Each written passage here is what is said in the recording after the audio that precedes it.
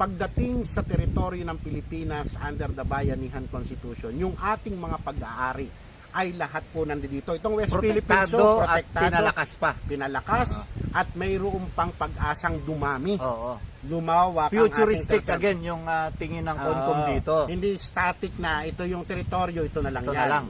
Kasi nga federal po tayo. Ang isang federal country ay pwedeng dumami. Pwedeng magdagdag. Pwedeng magdagdag. Eh di ba yan nga yung history ng United States. Ayan. Nag-umpisa sila 13 lang hanggang naging 50. Ayan. Oh.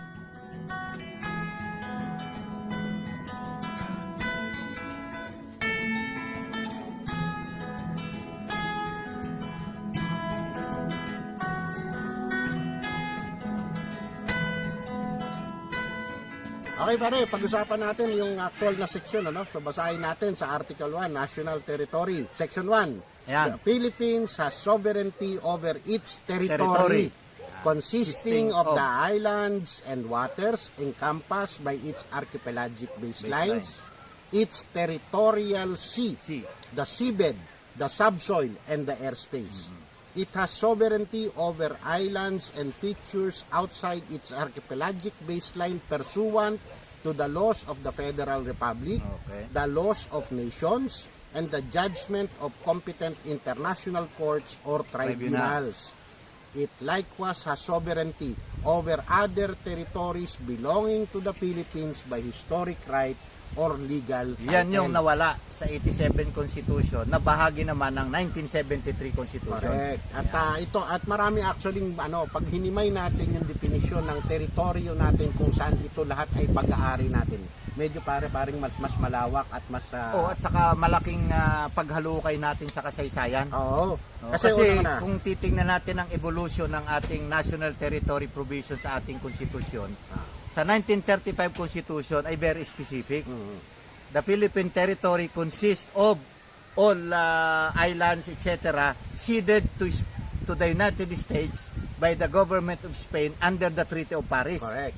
So, yan kasama dyan ng Guam. Di ba? Puerto Rico nga kasama sa Cuba. Kasama sa Treaty of Paris. Di ba? Pero again, balikan natin, himayin natin ngayon yung article kasi marami naguguluhan pare dito dahil nga ito ay pagdi-define ano ba yung talagang pag-aari ng Pilipinas pagdating sa teritoryo. So malinaw dito, unang-una yung archipelagic baseline.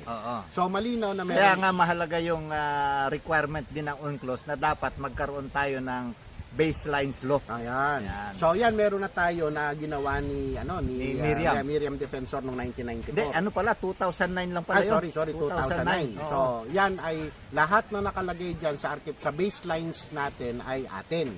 It's territorial sea. Ito pare laging may issue dito. Ano ba yung territorial sea? For example, nandito po tayo sa Bolinao at nandito tayo sa West Philippine Sea. Kung saan pwedeng mag-swimming kahit sinong Pilipino, kahit banyaga naman pwedeng mag-swimming. So yung West Philippine Sea, pag pinag-usapan yung teritoryo natin, ang West Philippine Sea ay territorial sea mula saan? Mula sa baseline, archipelagic baseline.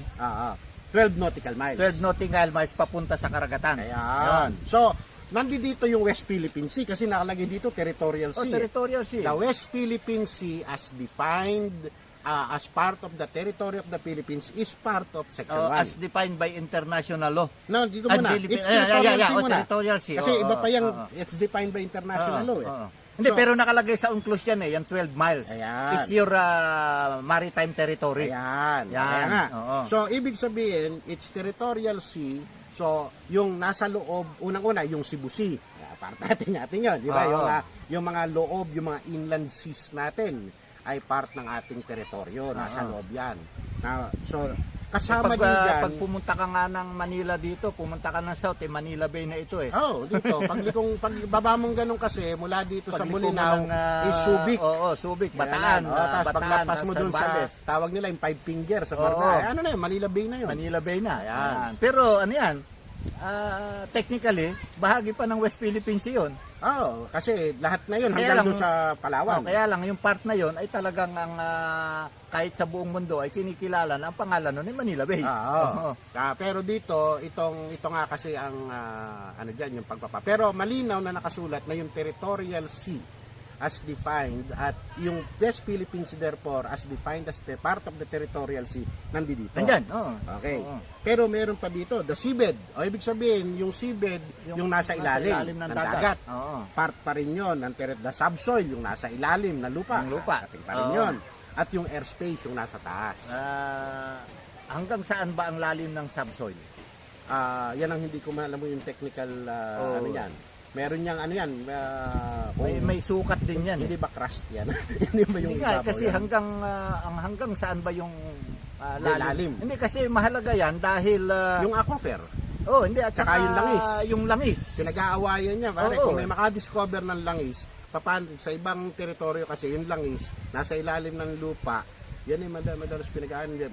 Kung tumatawid yung yung oil sa boundary. sa boundary pag tusok mo ng tubo doon, nahihigop mo na yung langis dun sa kabila. Ay, depende kung Yun nga, sa lalim, ano. Kaya nga Pero yun sa yung, atin, yung aquifers, yan. pinag-aanan. Pero wala naman tayong kalaban sa aquifer kasi nga, Pero kung langis halimbawa, hindi, saka baka dumating yung panahon kasi sa ibang bansa, pagtalunan na yung tubig sa ilalim ng lupa.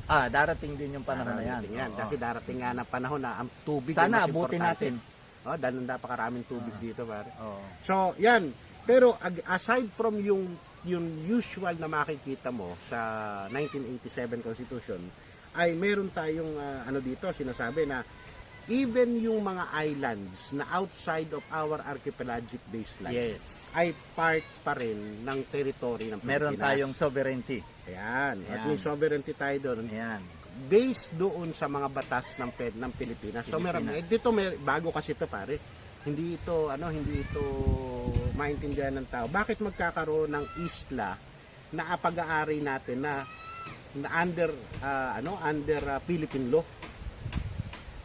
Bago 'yan. Pwede yan. Okay. Kasi dahil nga mayroon tayong tinatawag ngayon na pwedeng mag-join sa atin ang ibang bansa pursuant to the power given to Congress. And pursuant to the desire of the Other peoples. inhabitants of those areas. So, for example, meron pong isang island nation na gustong sumali sa Federal Republic of the Philippines. Nagplebisito sila.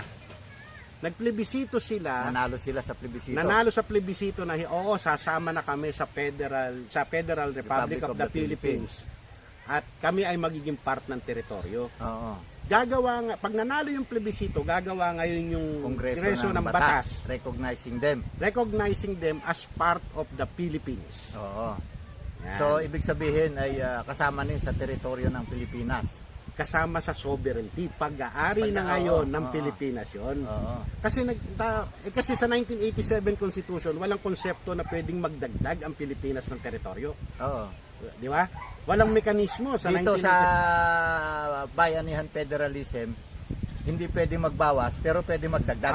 At yan ay nakalagay sa article 20 Section 5. Nakalagay doon na Congress may by law provide for the governance of any territory whose inhabitants choose by their own free will or by their own not free will but free act choose to join be part of the Federal Republic Republic. of the Philippines. Isa po yan sa mga sinasabing hindi kasi naintindihan ng iba. Kahit yung mga constitutionalists gulong-gulo dito Bakit meron pursuant to Federal Republic? Federal law, the laws of the Federal Republic. Yan. Ibig sabihin, pwede kang mag-legislate na akin yan. Because gusto nila. Gusto nila Gusto nila sumali Hindi naman hindi naman by conquest. And therefore, by federal law, they become the Philippines, that becomes part of the territory of the Philippines, and therefore Paano ko it has yung mga sovereignty. Ilocano sa Hawaii ay sabihin na magplebisito ron at sasama yung Hawaii sa Pagka nanalo sila, may gagawa tayo ng batas. Gagawa tayo ng batas Ng Republic Act. Including ibig sabihin yan, lalawak din yung ating archipelagic baseline. Pwede. Yung Guam, di ba? Baka gusto ng mga inhabitants na Guam na Yung- sumali sa atin yung kasi Palau. original naman sila. Sabah. Oo, yan, Sabah. Di ba? Oo. Paano kung ang Sabah ay sumama? By law, ang gagawin natin ngayon, pagbabalik ng Sabah dahil gusto ng mga Gusto ng taga-Sabah. mga taga ron. Oo, kahit yung mga unggoy doon, gusto mong bumoto sa plebisito. Di ba? yung mga unggoy sa Kongreso mga paru-paro, mga ano. Pwede bang yun ang yun ang bawasin? ah, Yung mga unggoy sa Kongreso. automatic din naman bawas yung mga unggoy sa Kongreso pagka naano Pagka yan. na-approve ito, mababawasan ang unggoy sa Kongreso. So- Baka maubos nga eh. So yan, additional po yun. Kaya kahit nasa konstitusyon ngayon, yung pursuant to the Federal Republic. Kasi Oo. outside of our baseline na yan eh. Labas na baseline Labas natin na yan. sa archipelagic baseline. Okay. Pangalawa, merong by law of nations. So, yung law of nations, kasama dyan yung mga treaties, yung mga, anong tawag natin dyan, international, mga public, covenants. international law, mga, Tulad niya, UNCLOS. Ayan. Yan. So, dahil kung bibigyan tayo ng teritoryo doon, edi may sovereignty tayo doon. Oo, kung mag-desisyon yung isang tribunal. Like for example po, diyan, yung itong yung binaward sa atin na dalawang isla. Oo. Doon Yan sa West, dito sa West Spratly, Philippine Sea. sa Spratly Island. So Spratly Island under the UNCLOS, the ICC ruling sa Hague, mayroon tayong dalawang isla na pag-aari natin yun. Oo. So therefore, pasok siya dito, the laws of nations. Oo. Sorry, yung pangatlo Hindi, pala dun yun. sa judgment of competent international po. tribunal. Oo. Ayan. So doon siya Ayan. pasok. Pero so yan ay mga bagong aspeto. So pwede tayong magkaroon ng teritoryo sa pamamagitan ng pagdadagdag sa Federal Republic Oo. by the choice of the other people. For example, island somewhere. Baka sabihin ng Amerika, sinasakop natin yung Hawaii. Huwag naman yung Hawaii. Guam lang, Guam. Yung mga taga-Guam gusto sumali sa Federal Republic, pwede. Number 2. Yung Puerto Rico nga, dahil pag tiningnan mo yung mga tao sa Puerto Rico, kamukha pati pangalan, kamukha na parehas ng mga Pilipino. Marami rin Gutierrez. Oo. Number 2, kung mayroong mga treaties na mag-a-award sa atin ng teritoryo. Number 3, kung mayroong mga rulings tulad ng sa Hague ruling na binigyan tayo ng dalawang isla, edi ating yun. Oo. Malinaw po yon. Pero meron pa pare yung last sentence. Yung ito nga yung matagal ito na maraming nagsasabi na malaking pagkakamali ng 1987 Constitution. Yung- Tinanggal yung sa 73 Constitution na yung sovereignty, yung Sovereignty. over the territories belonging to the Philippines by historic right or legal title. Correct. Yan. Yan. So importante pong importanteng aspeto sapagkat binabalik natin yung ating mga teritoryo sa Pilipinas under the Constitution sa Pilipinas. Oo. Na nawala hindi nawala. Yan ay hindi Hindi natin na-assert yung claim. Oo. by historic right. Right. Ano ba yung historic right? Like, for example po, yung issue ng Sabah. Oo, that's one. Oo. Isa yan. Na may malinaw na historic claim tayo dahil malinaw ang mga dokumento Yes. na yan ay pag-aari. Wala naman nagko-contest kasi na pag-aari yan ng Ang Sultanate of Sulu. Oo. So, yung Sultanate of Sulu therefore, part yung Sabah. At historically, ang Sultanate ay part ng Philippine territory. Oo. Di ba? So, dahil nga yan ay nakasama ngayon sa Malaysia, linawin natin yan. Pero nawala kasi yung sa 1987 Constitution, yung karapatan natin sa mga teritoryong yan. Ngayon, pag binalikan pa natin, para ano pa yung Pero historic yung right natin. kasi nung binasa ko yung proceedings nung 1971 Constitutional Convention, nung pinag-uusapan yung phrase na historic right or legal title, ang sabi, nakalimutan ko kung sino nag-sponsor eh. Sabi niya, ang nire-refer natin dito na historic right at legal title ay yung Treaty of Paris. Correct.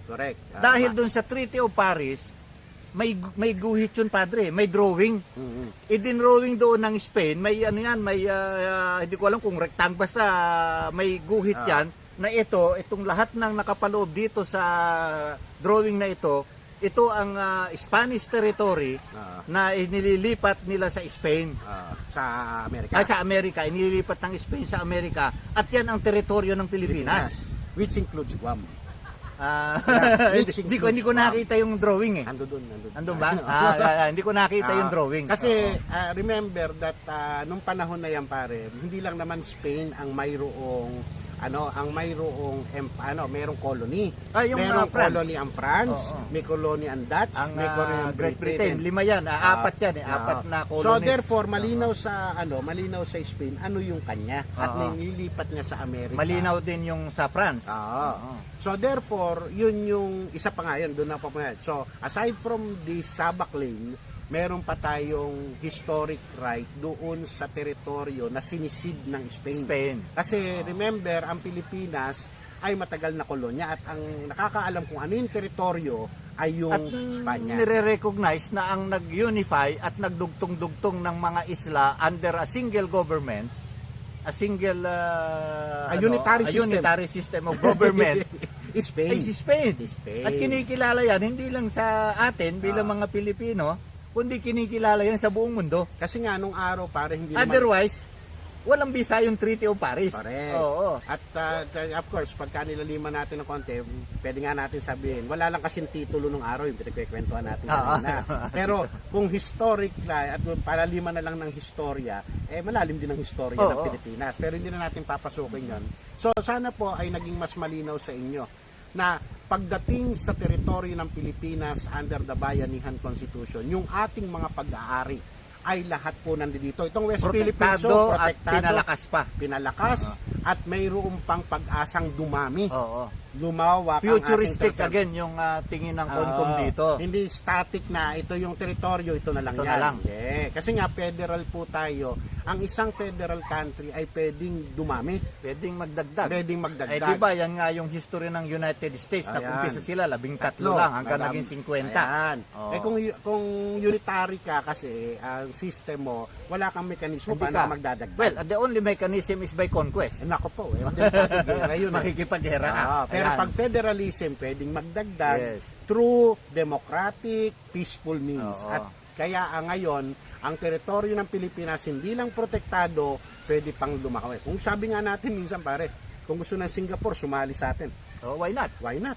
Kung gusto po ng mga kaibigan ko dyan sa Kung gusto Fiji, ng Taiwan, kung gusto ng Taiwan, sali sila. Why not? magiging region number 19 ang Taiwan. Kung gusto ng South Korea, sumama sa atin. O yung Japan. O Japan, gusto nilang sumama, di ba? Gusto nilang magkaisa.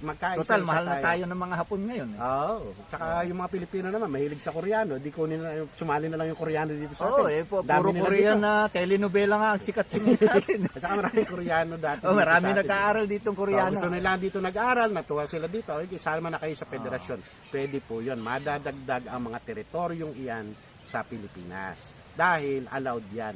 So, hindi lang protektado, hindi lang pinalakas, pinalawak pa. So, yan po ang magiging teritoryo ng Pilipinas. So, sa susunod natin broadcast, pag-usapan naman natin pare yung Sovereign rights. sovereign Yan. rights. Ha? So, wag niyo lang po kakalimutang mag-like, mag-share, Mag-share. mag-comment po ng ating video para maintindihan Kung nila. meron po kayong katanungan dito o gustong linawin, Comment i-comment nyo lang po. Sasagutin po natin. Ha? Okay, so maraming salamat po. Muli po, ito ang inyong Kapederal, Wendell Tamayo. At Ka-Federal Ding Generoso, Sa isa na namang Usapang Federal, dito pa rin sa Bolinao. Pangasinan.